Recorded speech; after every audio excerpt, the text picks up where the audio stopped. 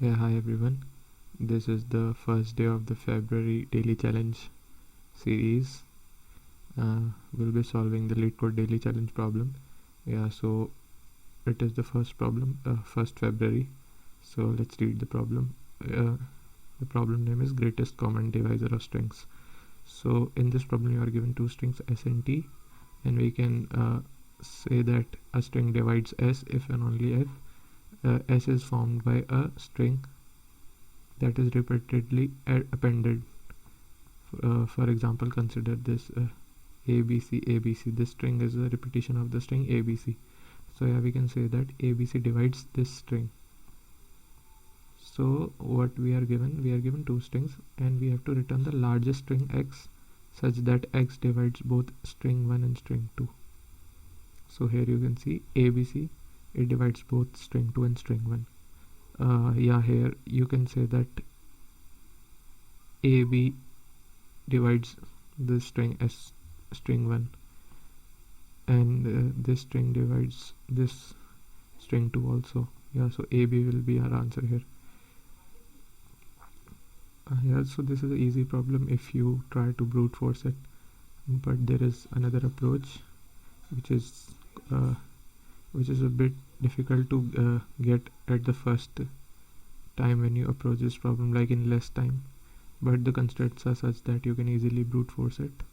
So yeah, so I have attempted this. Now let me explain you.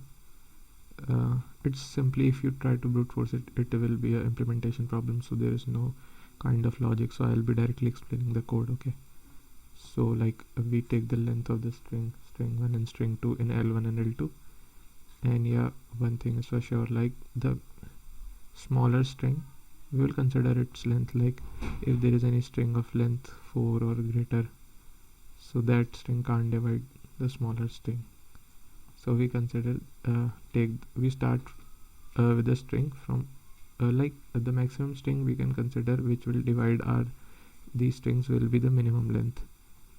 Any string of length greater than 3 is of no use, because any string like A B C D or A that has length greater than 3, that string can't divide this, right? It is equivalent to saying that 3 can't be divided by 4, or 3 can't be divided by 5. 3 can be divided by anything equal to 3 or smaller than 3, that is equal to 3 or 1. So we take the minimum length among the L1 and L2, and then we initialize our result string. Then we start iterating from 1 to minimum length. We construct the string. Okay, so for I equal to 1, and when we consider the ith length string, so we check that is it even possible to form both the strings of the length 3. Like if we consider any string of length 2, we can't form this string, right? Because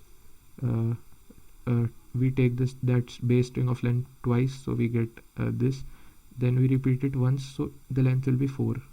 So basically the length should be multiple of this.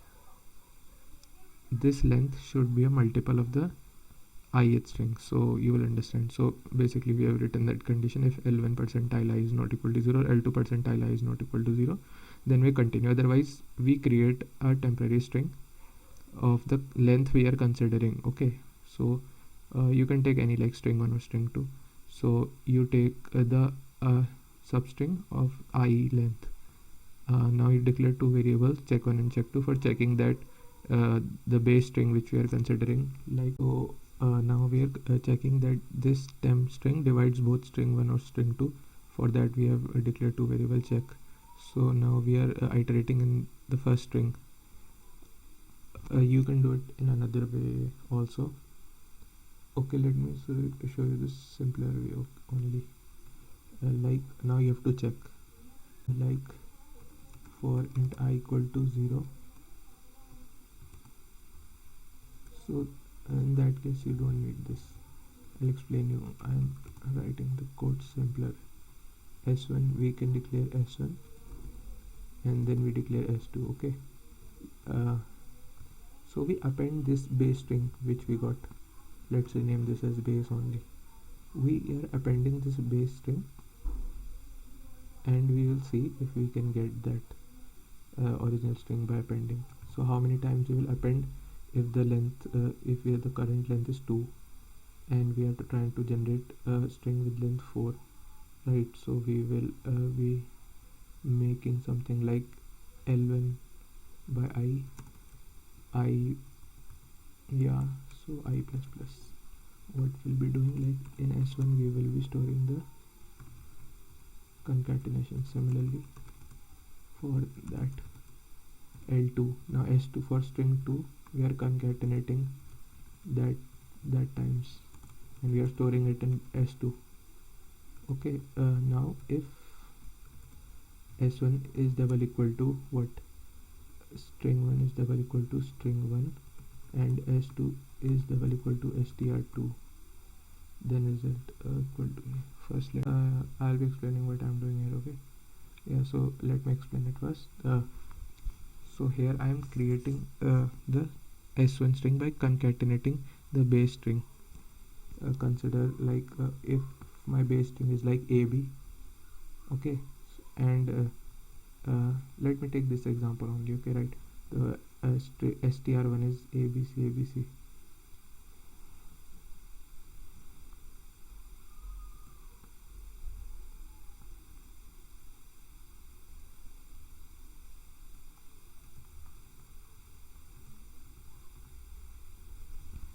Yeah, so basically implementation can vary person to person, but what I have done is like I have created an empty string S1 and S2, and in S1 we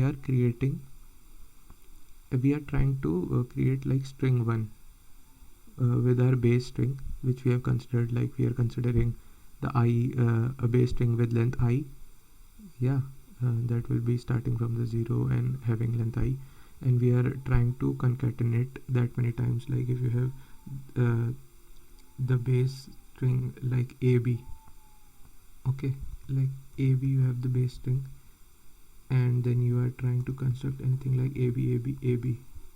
So you see that this has length 2 and this is length 6, so that only I've written here like L1 by I, the current length, because this is the base string, right? So here I equal to 2, and this L1 is basically our str1 string 1 here. You can say that this is our string 1, and so this will be our L1. Okay, so yeah, that I only have done, right?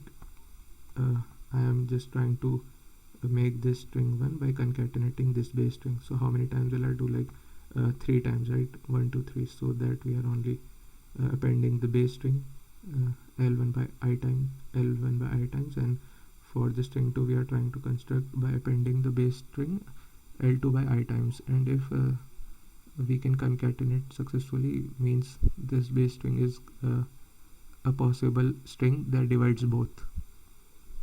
Okay, so means this base string is dividing both the strings. We are checking here this only. You can check in any other way also, but that's how I checked. So this checks that base string divides both, and as we are increasing the length every time from 1 to minimum length, so it will update when the base string is dividing both the strings, and the length will be maximum. So we don't need to check for the maximum length because length is increasing in this loop only. And so yeah.